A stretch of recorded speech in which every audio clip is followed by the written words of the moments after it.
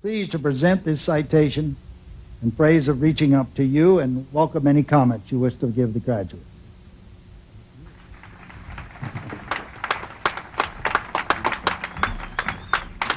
President Toll, Vice Chairman Griswold, Dean Schultz, Pastor Hutu, Marshall Atty, Alumni President Beebe, honored guests, distinguished faculty, the Board of Governors, alumni, family, friends, and of course, the class of 1999. All right. Thank you very much for honoring Reaching Up with this generous citation and for inviting me to your graduation ceremony. I had a little epiphany this morning walking around this wonderful place, the magnificent setting, the talented student body, the accomplished faculty. Thought, here I've named my magazine after you. You have this nice town called Kennedyville just down the road. Thinking, why didn't I go to Washington College? I have this sneaking suspicion I was invited here as much for the fact that, like all of you, a certain man by the name of Washington looms large in our life. As for the accomplishments of Reaching Up, I think perhaps Mr. General Washington would have been more pleased with the toils you have completed in his name than mine, and it's daunting to be in the presence of such a distinguished scholar as Professor Higginbotham, who, as you know, is a world-renowned expert on George Washington himself. Thomas Jefferson, though endlessly admiring of Washington, found him a little heavy going. So I'm sure General Washington would have deemed our political magazine a bit of an unseemly mockery. But to all of you, congratulations. You have accomplished something the great man, George, never did. You are a college graduate. And believe it or not, he went on to do great things in politics without ever having to become a lawyer. And by being conspicuously spare with words. His inaugural address of 1797 was the shortest given by any president, a mere 126 words. But don't keep constrained by the seeming perfection of his example. He was a human and was afflicted by many of the miseries that attend those who choose a life in public service. He was publicly spurned by a woman. He courted Betsy Fauntleroy, who thought that he wasn't rich enough.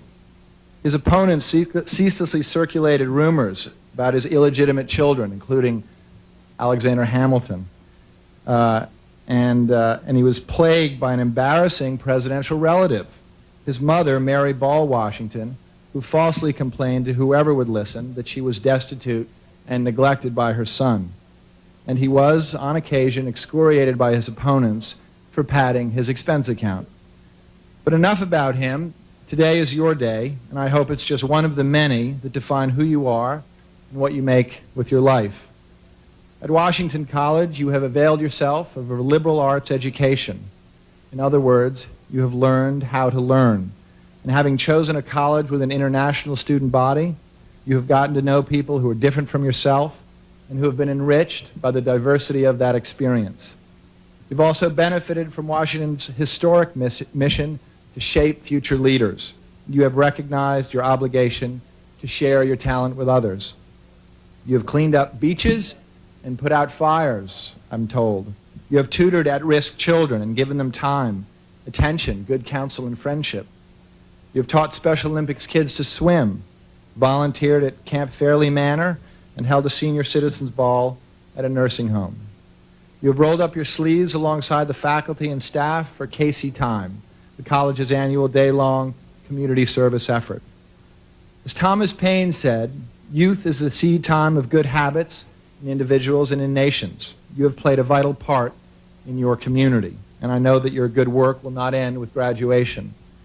Now I should tell you something about the organization that you have so kindly and generously acknowledged here today.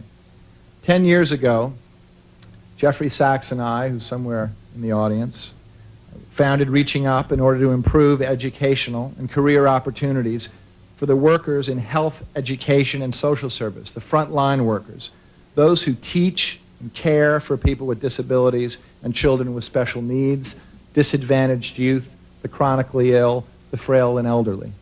Typically, entry-level caregivers received virtually no training and earned just above the minimum wage. They have few prospects for advancement and are more likely to leave their jobs than to stay, more often than not to flipping burgers in a McDonald's or Burger King, because that pays them a lot more money than being a direct care worker.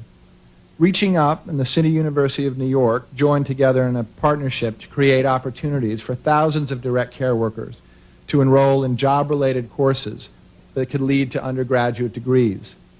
Through our Fellows Program, we have also provided college scholarships and career mentoring to 400 exemplary workers. Since 1990, half of them have graduated with baccalaureate or master's degree, a quarter have completed certificates or associate degrees, and more importantly, 95% of them are still employed in those jobs. Many of those who've completed their education have become social workers, teachers, and psychologists, and some are even run the human service agencies that they once served in such a lowly capacity with. What this means is that the most valuable, vulnerable people in our society receive better care and support. Their families feel more secure, employers experience less turnover, and caregivers are better trained, better compensated, and better appreciated. The colleges where they study gain from their real-world experiences and are enlivened. The families of direct care workers are not struggling as hard to make ends meet. Their children have also benefited. Many are attending the best colleges in the country. No doubt many of you know what it means when I say that service is its own reward, and I hope that you continue to serve. For me, working with Reaching Up has been a tremendously rewarding experience, and I've learned a great deal from it. You have learned a great deal at this college, but your learning must continue to be a lifelong experience that is informed by your direct involvement in the lives of your fellow citizens. As George Washington wrote dozens of times over and over to practice his penmanship when he was a young man, labor to keep alive in your breast that little spark of celestial fire called conscience. Thank you very much for this honor, and good luck.